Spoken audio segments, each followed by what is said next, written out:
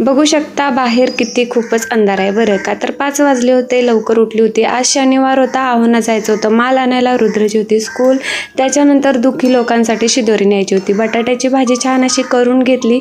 त्याच्यानंतर मला ना भाकऱ्या बरेच अशा करायच्या होत्या, त्यामुळे लवकर पटापट आवरायचं होतं. आणि त्यात कसं लगेच दिवस उजळते आणि हल्ली बोलतात ना कलियुग खरंच संपणार आहे असं वाटायला लागले. कारण का दिवस एवढे फास्ट चाललेत ना की म्हणजे काही सांगताच येत नाही असं झालंय.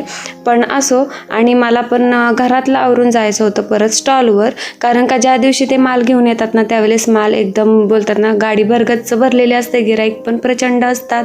तसंच आमची रसवंत आहे आणि आता सीझन थोडंफार बोलतात ना चालू पण झाले, त्यामुळे मग दोघांना पण आम्हाला कामं ना हँडल करावी लागतात. बरेच जण येतात, काय रे किती बायकोला राबवतंस. तर मग मी स्वतः त्यांना बोलते की संसार हा एकट्याचा नाही, तर आम्ही दोघांनी कष्ट केले तर नक्कीच आमचे पुढचे दिवस चांगले येणार आहेत. आणि जे काय आमची दोघांची मोठी स्वप्न आहेत ती पण लवकरच स्वामींच्या कृपेने पूर्ण होणार आहेत.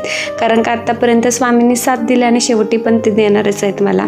आणि त्याच्यासाठी मग एवढं बोलतात ना कष्ट तर घेतलेच पाहिजे. तर बऱ्याचशा भाकऱ्या करायच्या होत्या, त्यामुळे मग पीठ पण जास्त मळून घेतलं. आणि ते बघू शकता भाकऱ्या मी जास्त केल्या होत्या, रेग्युलरपेक्षा आज जास्त होत्या. आणि कामं पण बोलतात ना ज्या दिवशी भाकरी करते त्या दिवशी असा राडा असतं. त्यात आमचा रुद्र उठला, त्याला चहा वगैरे दिला आणि त्याचं आवरून घेतलं. का तर रिक्षा 7 वाजताच येते, त्यामुळे त्याचा डबा वगैरे सर्व आवरून मला द्यायचं होतं. आणि हा असा आहे ना की स्वतःकडे दुर्लक्ष देते, म्हणजे त्याला लोशन लावलं ना तरी ते लावत नाही, त्यामुळे मलाच लावावं लागतं त्याला.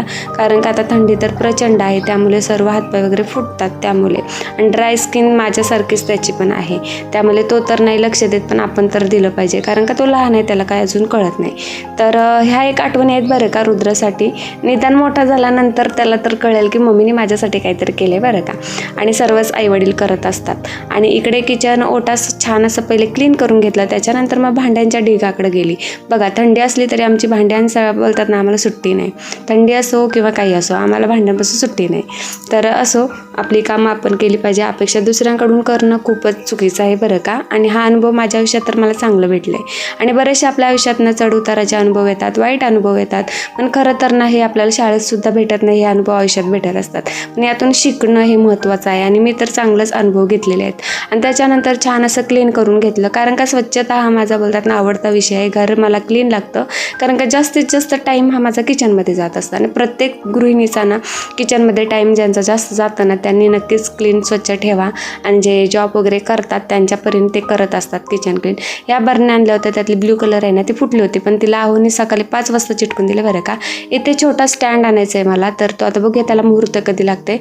बाकी सर्व तर क्लीन करून घेतलं. व्हिडिओ आवडला असेल तर नक्की